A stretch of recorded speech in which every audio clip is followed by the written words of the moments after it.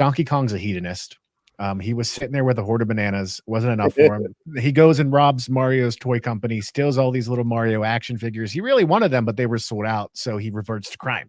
Which I'm kind of like, when character development wise, that threw me for a loop. But he went to crime. He went full on heist mode, stole all these minifigures, and so the whole point of the game is each level you're getting some of these figurines back, and each level there's like 3 presents you can get, as well as the actual minifigure. And the perfect score for each level, you have to get those 3 presents. And there's just a lot of different puzzle and platforming.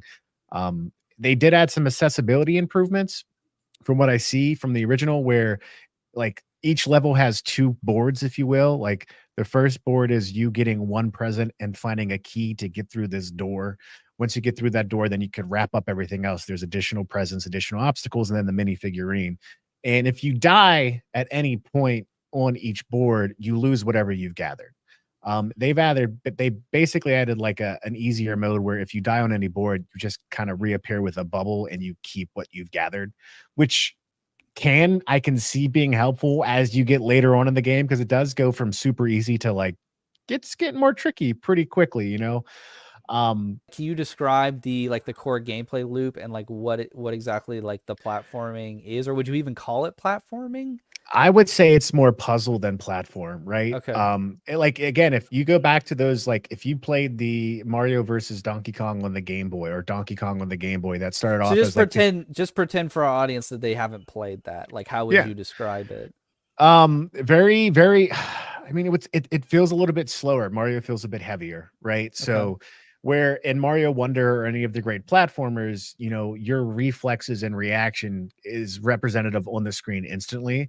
This is a game where there's a lot of intention behind the weight of what you do. So you jump, you're going to have that limited jump, and if you don't land it right, you're dead. You're done, right? So it's a game more about the puzzle than the platforming. And I think that's intentional. They limit the platforming, because if you jumped around in that game like Mario and any other Mario game, it would be broken. It'd be a busted game completely.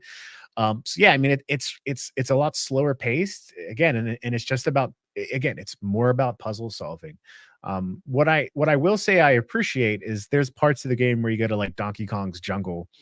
And if anyone's played Donkey Kong Country, they have like toy versions of a lot of his partners in the game, like the Rhino or the Chomps as well. And so there is some cuteness to it. There's charm, but don't expect this to be a Mario platformer. This is a different genre of game.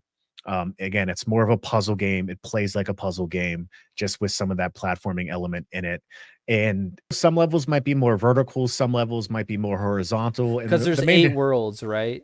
yes, I think there's there's 8 8 total worlds, worlds. 4 levels in each world, and then there's a special Mario mini level, which is a little bit different from the traditional gameplay, where you have all the figurines you've collected throughout those 4 levels, and you have to they follow you along like lemmings, but they also are smaller so they can get through paths you can't get through, and so you have to control various contraptions to help them get there, but then also help them get to the finish line as well. And then there's a boss battle with Donkey Kong where you basically have to hit him in the head with various objects, from fruit to barrels, right? So it is a iteration on that original Donkey Kong game at its core, just with a heavier emphasis on puzzling and a little bit more of an emphasis on platforming. You There's mentioned that really there was kind of a high difficulty curve. Do you think it's like this one's a little bit less approachable for younger audiences, even though it's, I think of Nintendo first party IP as like being for all ages. Do you think this one's like it kind of needs a grasp here to be able to kind of take on the puzzles and the challenges and stuff?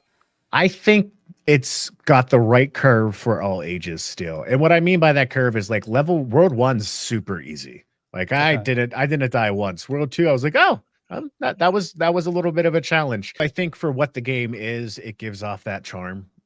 It's again, it's not a Mario Wonder by any means. Don't Yeah. come to this game thing. That game that blew my mind.